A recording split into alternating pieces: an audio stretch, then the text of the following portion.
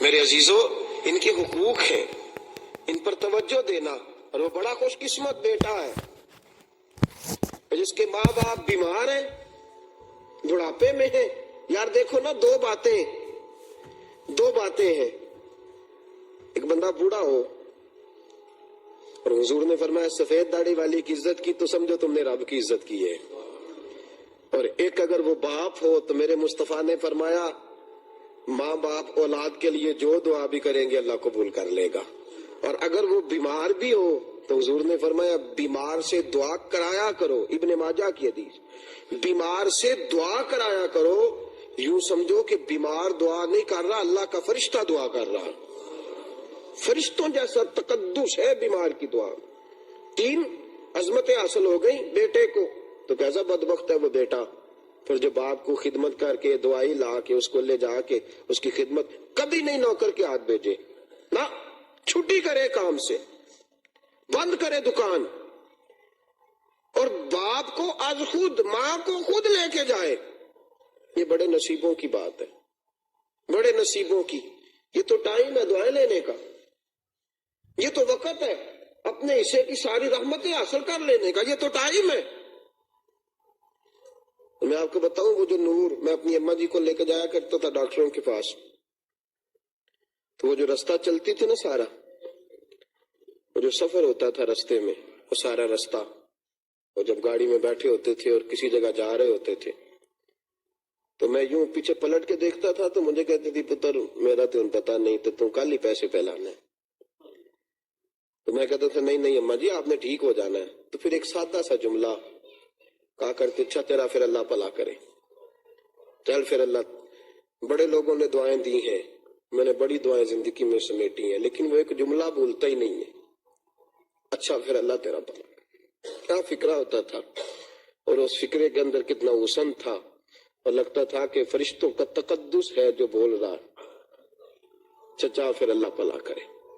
تو عزیزو یاد رکھیے گا کہ یہ تو ٹائم ہوتا ہے نا، تو بچے بھول جاتے ہیں، ان کو بوجھ لگنے لگتے ہیں. یہ ماں باپ یہ بوجھ نہیں ہے، یہ تیرے لیے رحمت ہے، یہ تیرے لیے کرم ہے، یہ تیرے لیے مہربانی ہے. ہمارے ایک استاد ہوتے تھے مفتی صاحب، ان کے ابا جی بیمار تھے تو لاہور جنرل ہاسپٹل میں داخل تھے. تو ہم نے ساری زندگی مفتی صاحب کا شملہ اونچا ہی دیکھا ہے. ان کے ابا جی اسپتال میں داخل تھے تو بیڈ پہ ابا جی بیڈ پہ لیٹے ہوئے تھے، تو ساتھ نیچے زمین پہ مفتی صاحب آرام کر رہے تھے، زمین پہ پگڑی اتار کے سرانے رکھی ہوئی تھی. تو ہم پہنچے، جب ہم گئے تو بیڈ چونکہ سامنے تھا، مفتی صاحب دوسری سائڈ پہ تھے، ہمارے وہ استاد تھے. تو ہم نے ان کے والد صاحب سے کہا کہ مفتی صاحب کدھر ہیں؟ تو ان بزرگوں کی آنکھوں میں آنسو آ گئے، کہنے لگے مولوی ہو ادھر آؤ. ہم 3-4 لڑکے، بابا جی رو پڑے، کہنے لگے اس کی یہ بات نہ بھولنا، میرا مفتی بیٹا ہے، دیکھو زمین پہ لیٹا ہو، مفتی میرا بیٹا ہے، شاگرد ہاتھ باندھ کے پیچھے یہ زمین پہ لیٹا ہے. اور میں تم سب کو گواہ بنا کے کہتا ہوں، میں اپنے رب سے دعا کرتا ہوں یا اللہ اس کا شملہ ہمیشہ بلندی رکھنا. میں تمہیں گواہ بنا کے کہتا ہوں اس کا شملہ بلند رہے گا. اور ہم نے دیکھا وہ بلند ہی رہا ہے ساری زندگی، وہ شملہ بلند ہے، وہ آج بھی بلندی ہے. تو میرے ساتھیو یہ موقع ہے، یہ موقع ہم اس کو گوا دیتے، ہم اس پہ توجہ نہیں کرتے. اور آؤ تمہیں ایک حدیث سنا دوں.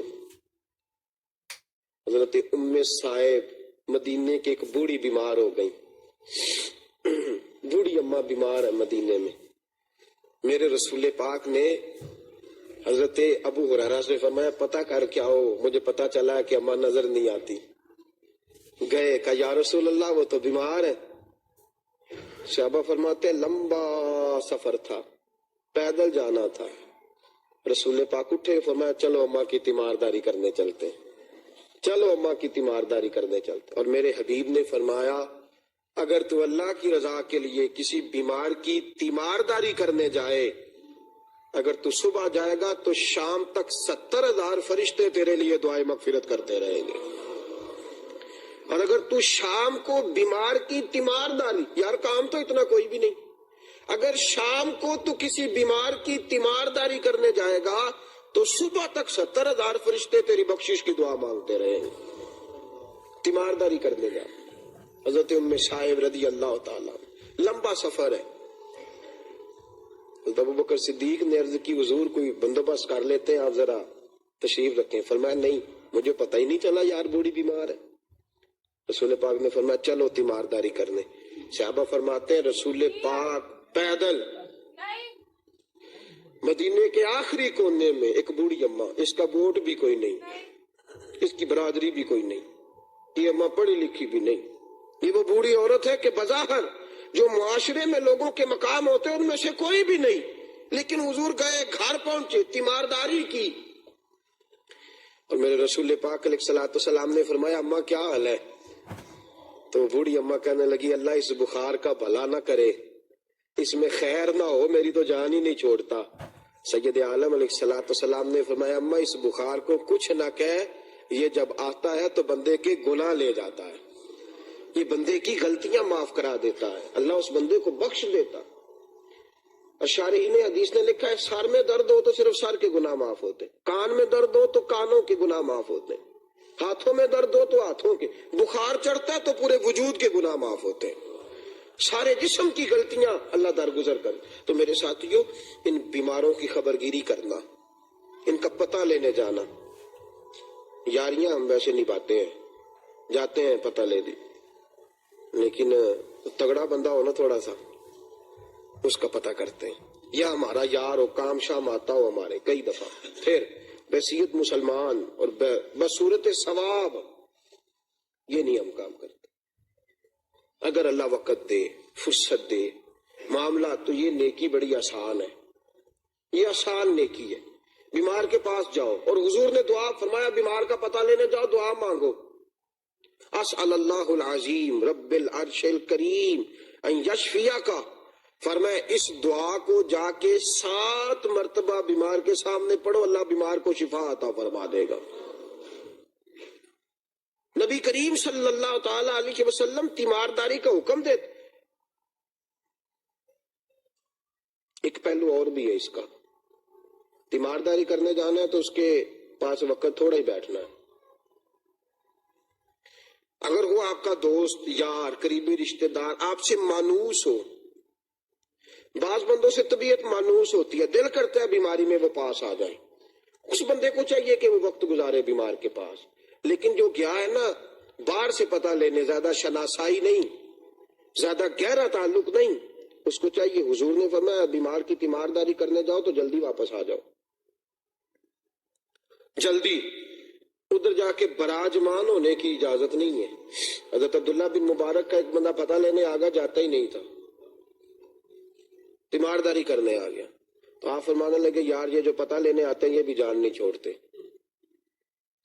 کہنے لگا حضرت جی میں پھر دروازہ بند کر دوں اور کوئی نہ آئے؟ فرمایا باہر سے بند کرنا، اندر سے نہ کہیں کر دینا، باہر سے بند کرنا.